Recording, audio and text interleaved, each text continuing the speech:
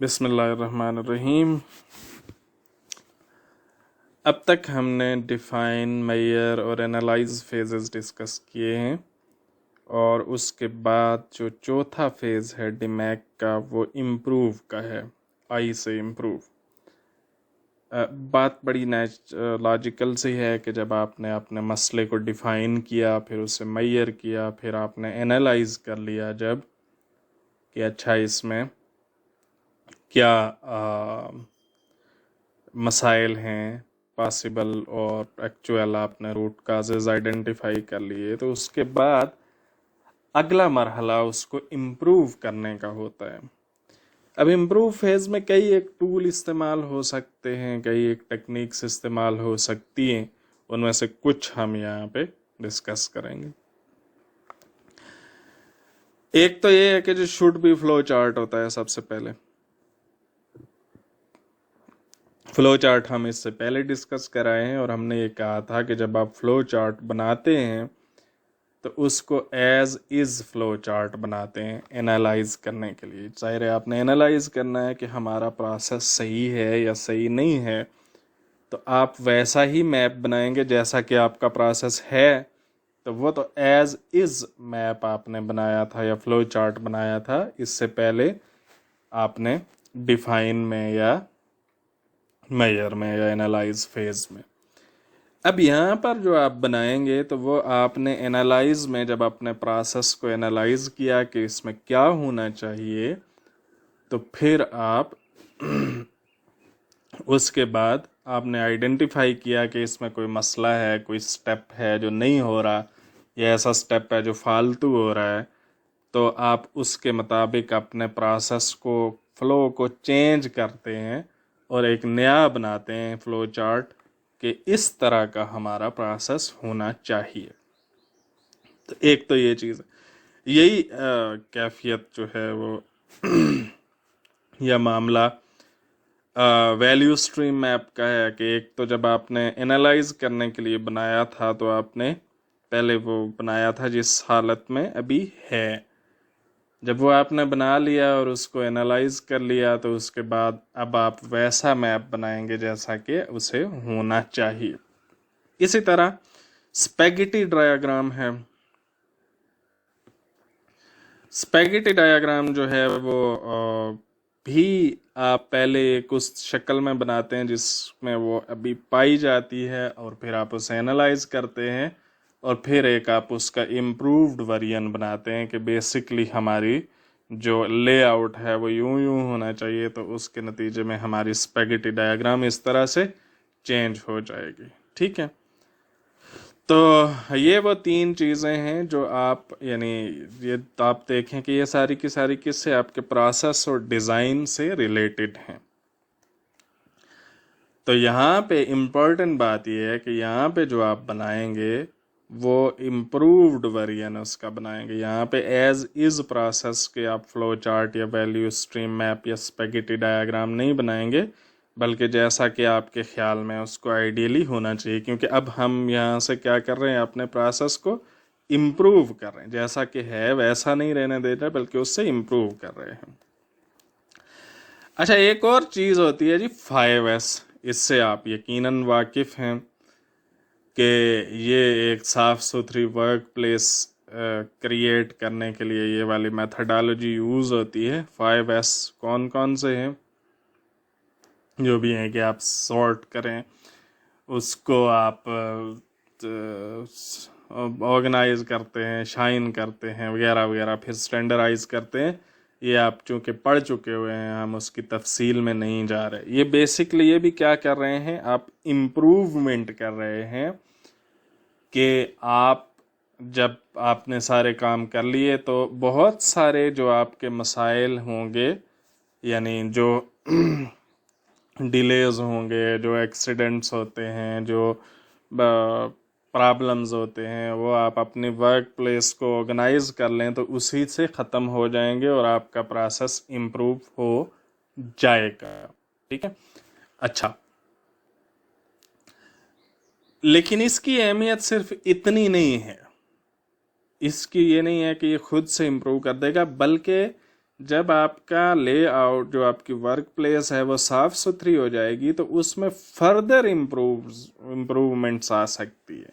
यानी जो हमारे लीन के विजुअल मैनेजमेंट के कुछ जो प्रिंसिपल्स हैं वो भी उस पर अप्लाई करने आसान हो जाएंगे। उसकी हम कुछ मिसाल आगे चल के देखेंगे। ठीक है,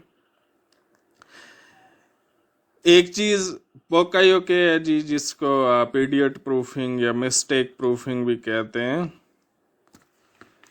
इससे भी आपने यकीनन पढ़ा हुआ होगा कि आप कुछ अपने डिज़ाइन में ऐसी चीज़ें शामिल करते हैं कि गलती हो भी जाए तो उसका जो असरात हैं वो महदूद किए जा सकें, उसको बहुत ज़्यादा बढ़ने ना दिया जाए। तो ये एक चीज़ पोकायोके हो सकता है इम्प्रूवमेंट का एक टूल। फिर जी एक इम्प्रूवमेंट का टूल है वो काइजन। ठीक है, काइजन क्या है? मसलसल इम्प्रूवमेंट की एक फिलॉसफी है। इसमें आप क्या करते हैं कि वॉलंटरीली तमाम टीयर्स ऑफ मैनेजमेंट से लोग शामिल होते हैं, अपने टाइम पर आइडियाज़ डिस्कस करते हैं और उससे आहिस्ता आहिस्ता मसलसल इम्प्रूवमेंट का अमल होता रहता है। तो अगर किसी जगह पे काइजन मौजूद नहीं है और वहाँ पे आप एक ऐसा स्ट्रक्चर बना देते हैं जिसके अंदर काइजन की टीम्स बन जाएं और वह इम्प्रूवमेंट होनी शुरू हो जाए, तो ये भी एक इम्प्रूवमेंट का हिस्सा है कि आपने मसलसल इम्प्रूवमेंट के लिए रिक्वायर्ड एक चीज़ की बुनियाद रख दी। ठीक है, अच्छा, वो जिसकी मैं बात कर रहा था कि 5S के नतीजे में जो विजुअल मैनेजमेंट है वो मज़ीद आसान हो जाती है, वो ये चीज़ है जी। वो उसकी एक शक्ल ये वाली है, कानबान। ठीक है जी, कानबान क्या है कि कानबान एक ऐसा सिस्टम है जो कि पुल फिलॉसफी, जो हमने लीन को ओवरव्यू लेते हुए डिस्कस किया था कि इसका एक बेसिक प्रिंसिपल या उसूल पुल का है कि चीज़ें जब चाहिए हों, जितनी चाहिए हों, जहाँ चाहिए हों, उतनी ही होनी चाहिए। ठीक है, अच्छा, उसको अचीव करने के लिए जो कई चीज़ें की जाती हैं उसके लिए एक जनरल जो टेक्निक हो सकती है वो कानबान की है। ठीक है, कानबान क्या चीज़ है? कानबान का बेसिकली उसूल ये है कि आप ऐसी विजुअल सिग्नल्स इन लगा दें कि जो ही जहाँ जिस चीज़ की ज़रूरत हो वहाँ पे सिग्नल नज़र आना शुरू हो जाए कि यहाँ पे इस चीज़ की ज़रूरत है और वहाँ पर वो चीज़ आसानी से पहुँचा दी जाए।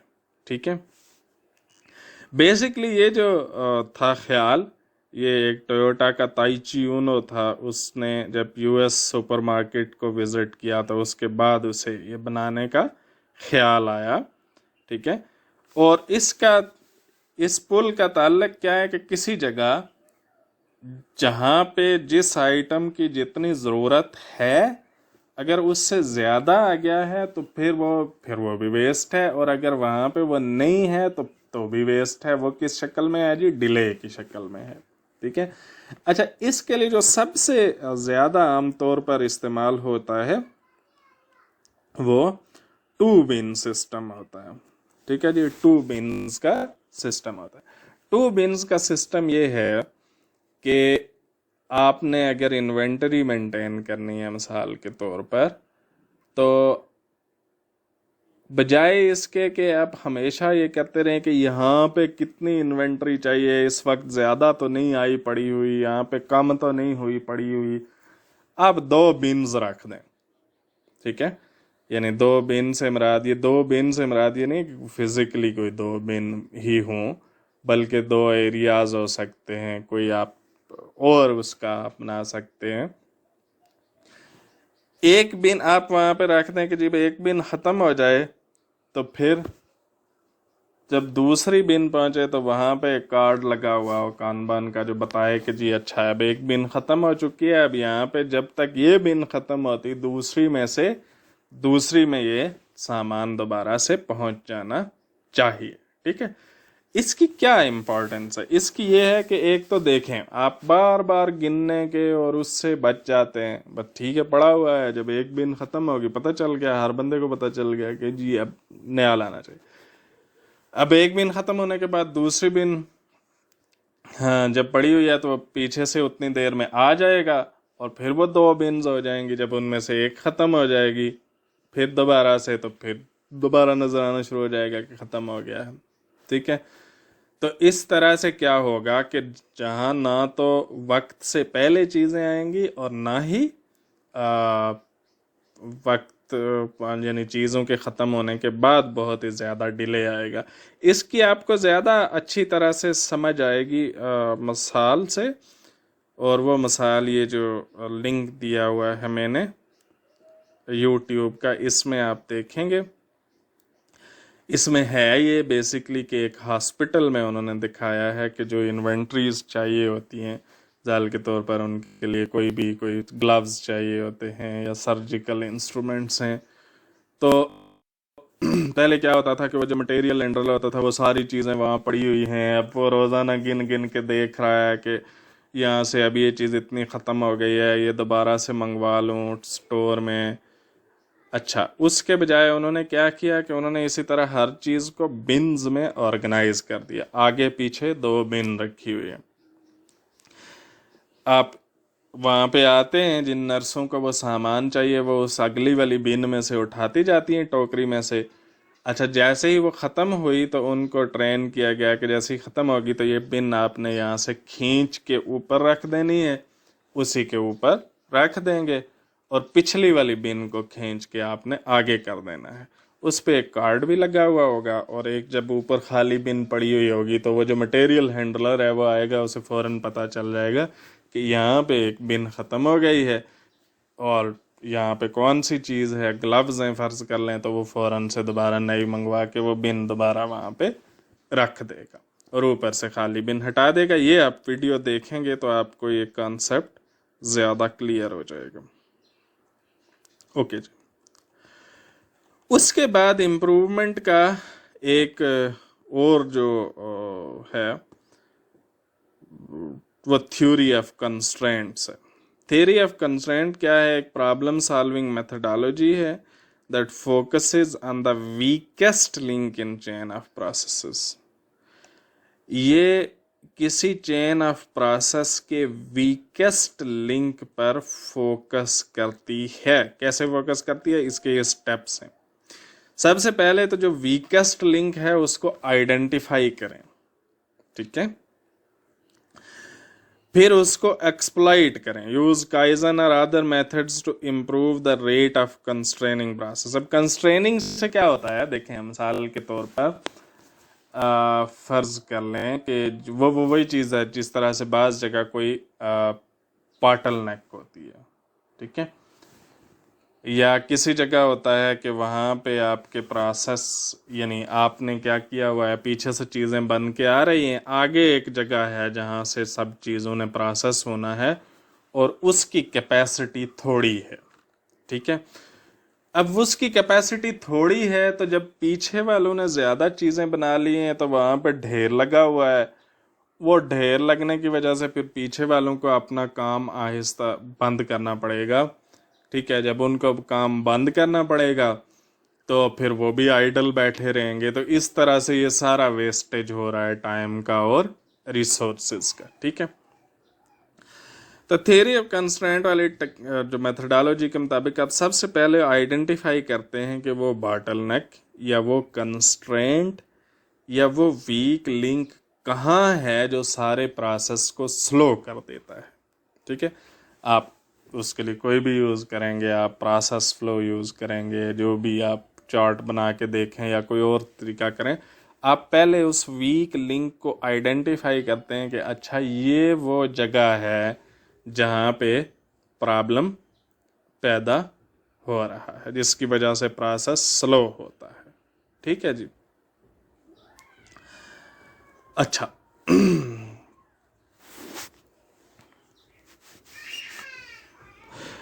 अच्छा जी, दूसरा फिर आप क्या करेंगे उसको। अच्छा, इसकी कोई मैं आपको मिसाल दे देता हूँ कि यूं देखें कि मिसाल के तौर पर हमारे जो ये वाला प्रोजेक्ट आप कर रहे हैं, इसमें क्या है, हमारा जो कंस्ट्रेनिंग लिंक है वो इंटरनेट की स्पीड है।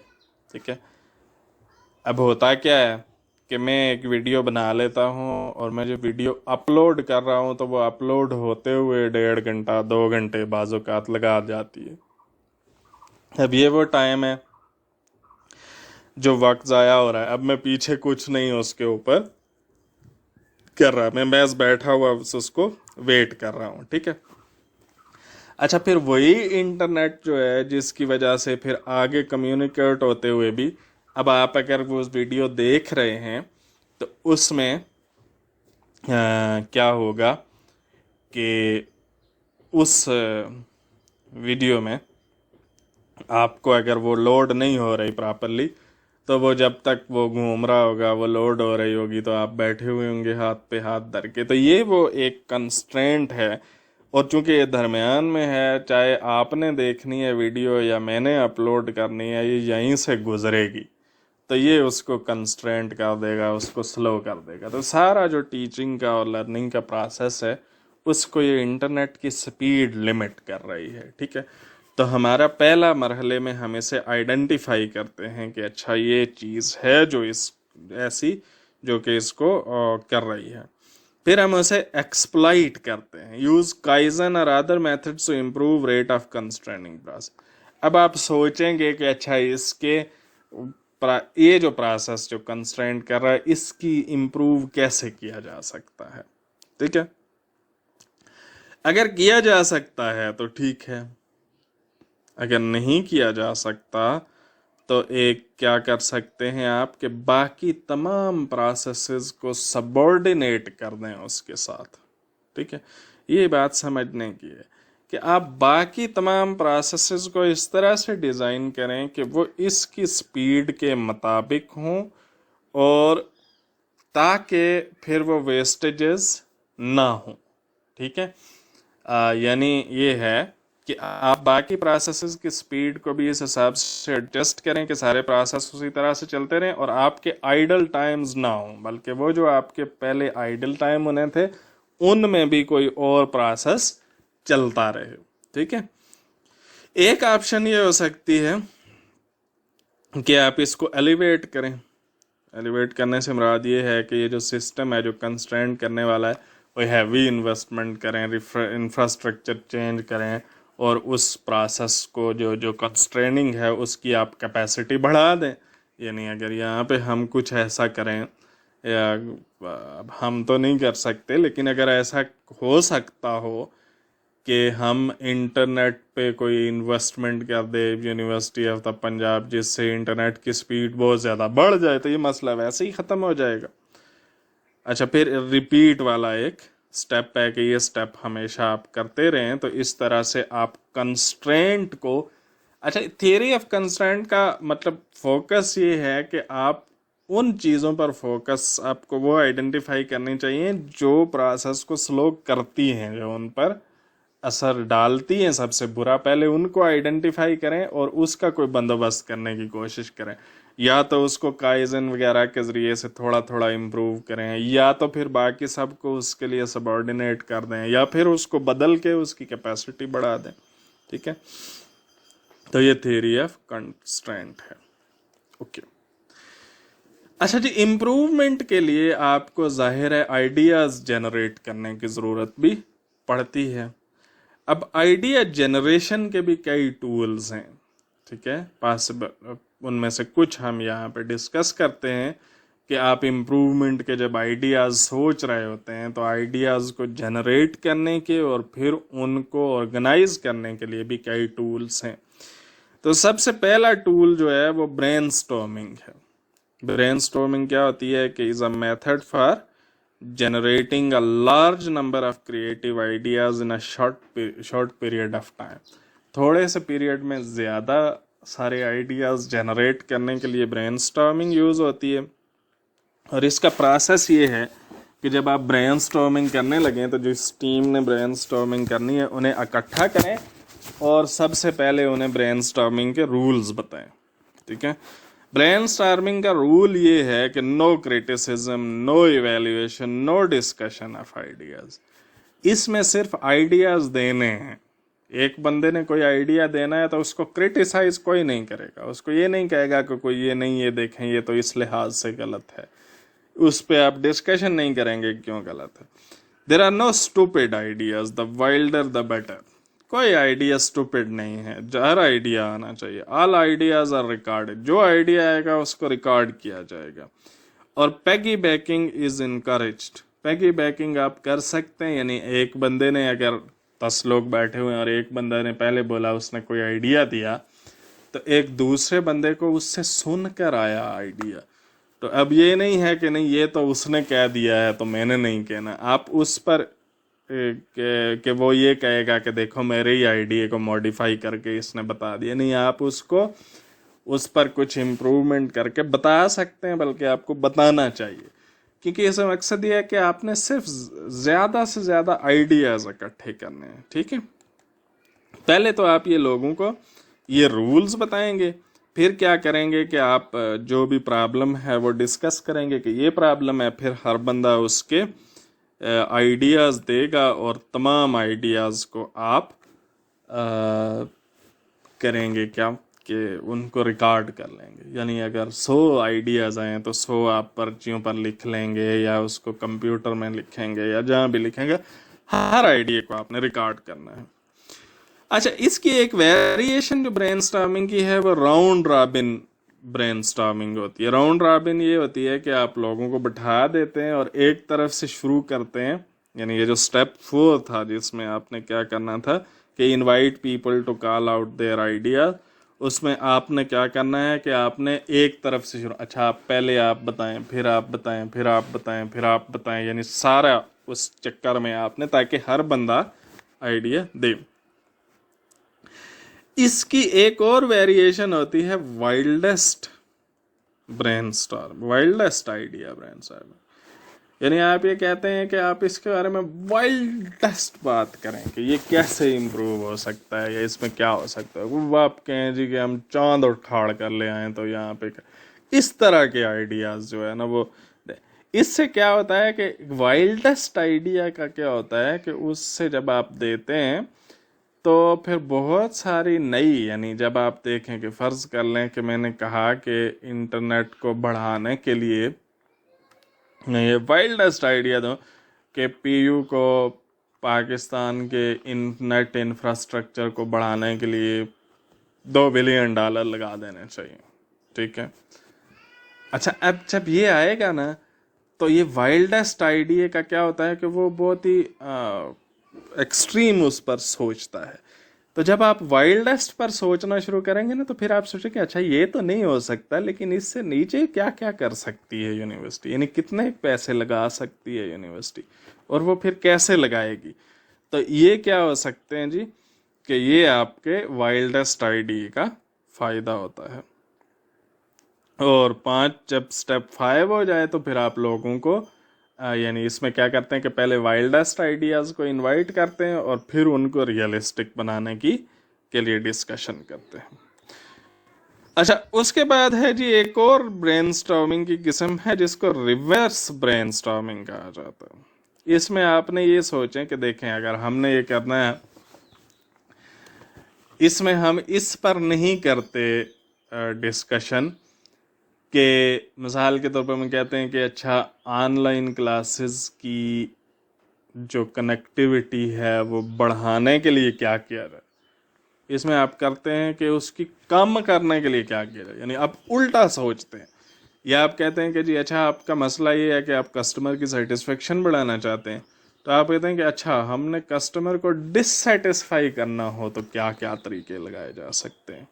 ठीक है, यानी ये रिवर्स ब्रेनस्टॉर्मिंग होती है। इसमें इसके कई फ़वायद हैं।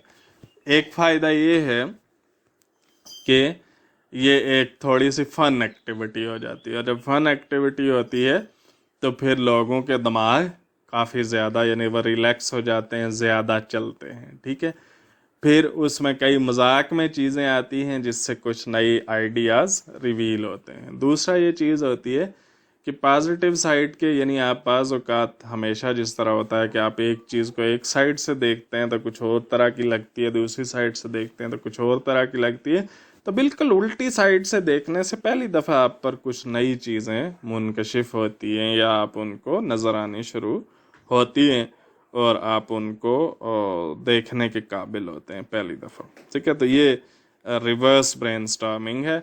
और बाद में आपने जब उसको सीधा करना हो तो जो जो आइडियाज़ हैं कि जी कस्टमर को, स्टूडेंट को डिससेटिस्फाई करने के तरीके हैं कि उनकी खूब बेइज्जती करें, तो हम उसको रिवर्स कर लेंगे कि स्टूडेंट को बेइज्जती ना करें। ठीक है, आप स्टूडेंट पर बहुत ज़्यादा असाइनमेंट दें तो आप उसको कर देंगे कि ज़्यादा असाइनमेंट्स ना दें। ठीक है, तो आप उसको उल्टा करने से समझ जाते हैं। अच्छा, फिर एक तरीका है जिसको आइडिया जनरेशन का और जिसे हम नॉमिनल ग्रुप टेक्निक या NGT कहते हैं। ये एक स्ट्रक्चर्ड मेथड है और ये ब्रेनस्टॉर्मिंग से थोड़ा सा डिफरेंट इस तरह से है कि उसमें आप बोलते हैं, इसमें आप बोलते नहीं हैं।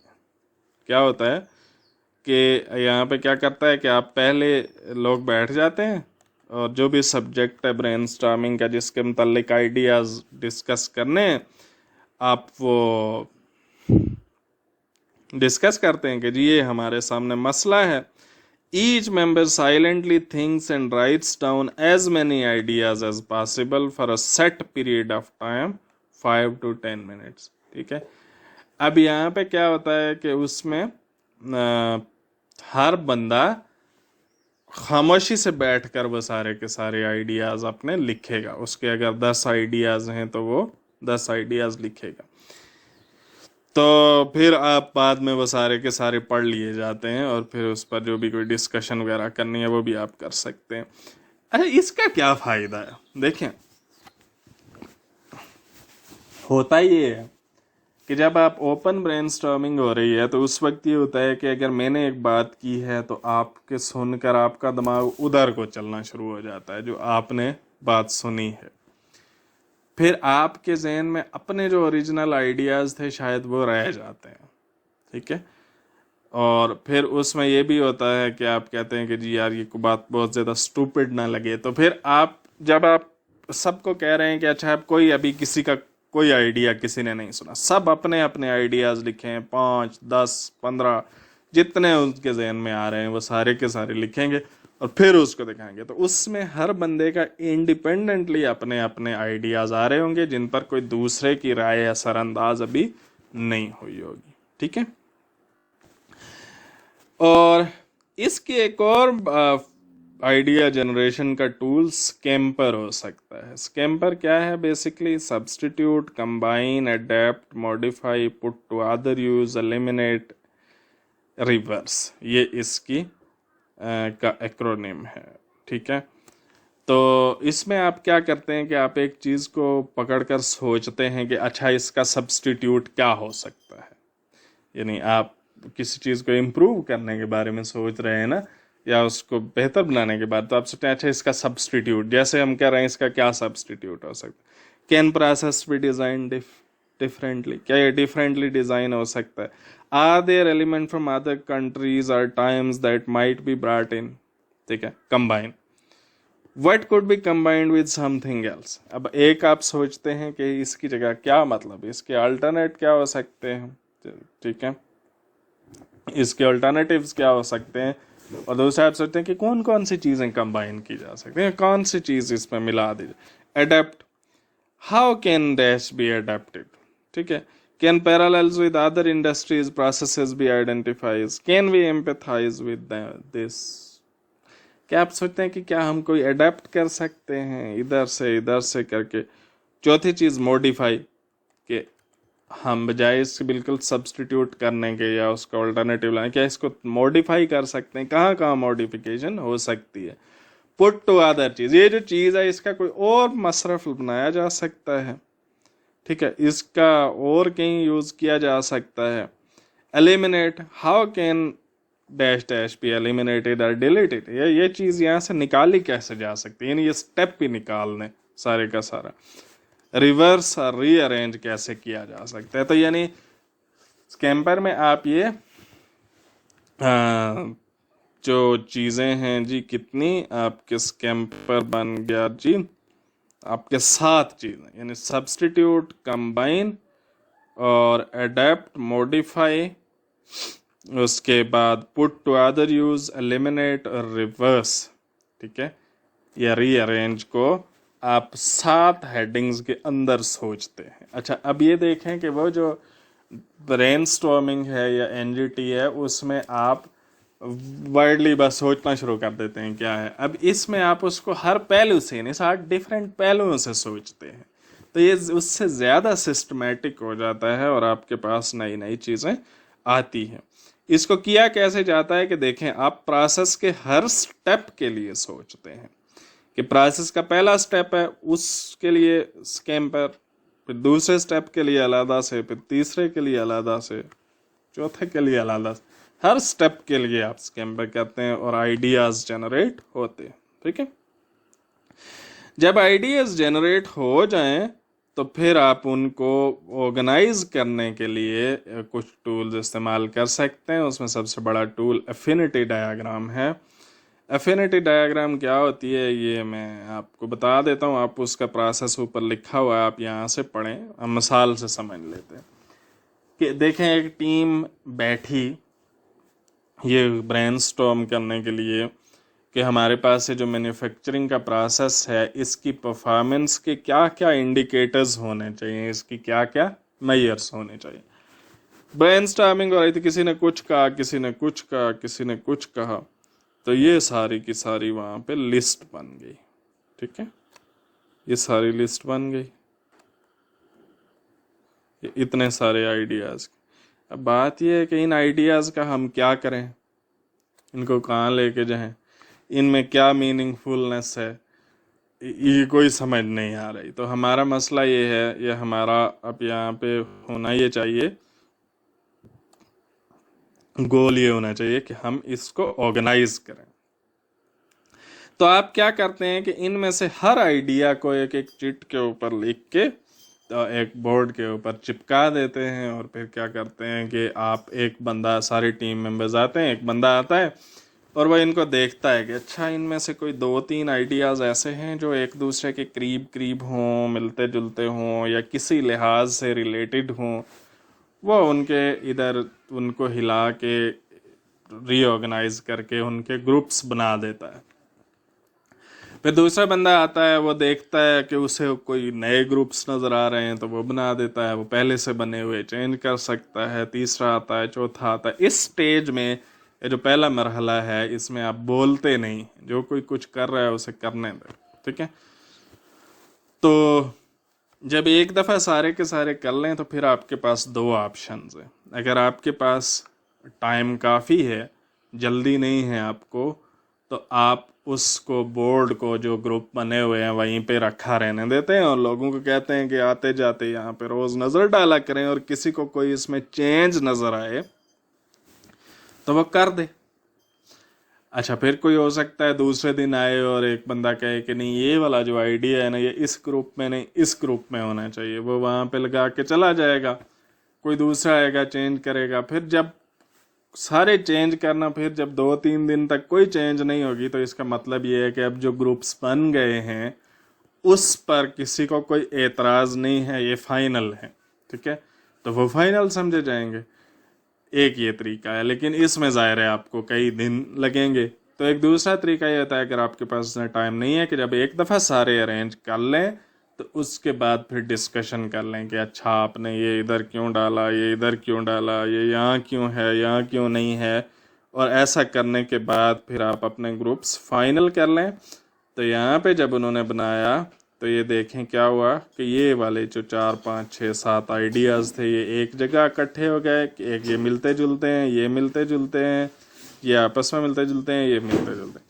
फिर आप क्या करते हैं, उनमें से हर ग्रुप का एक नाम रखते हैं कि अच्छा, ये जो आइडियाज़ हैं ये किस चीज़ से मुतल्लिक हैं। आप उसका एक ओवरऑल नाम रखते हैं, नाम ऐसा रखते हैं जो सारे आइडियाज़ को वो हो।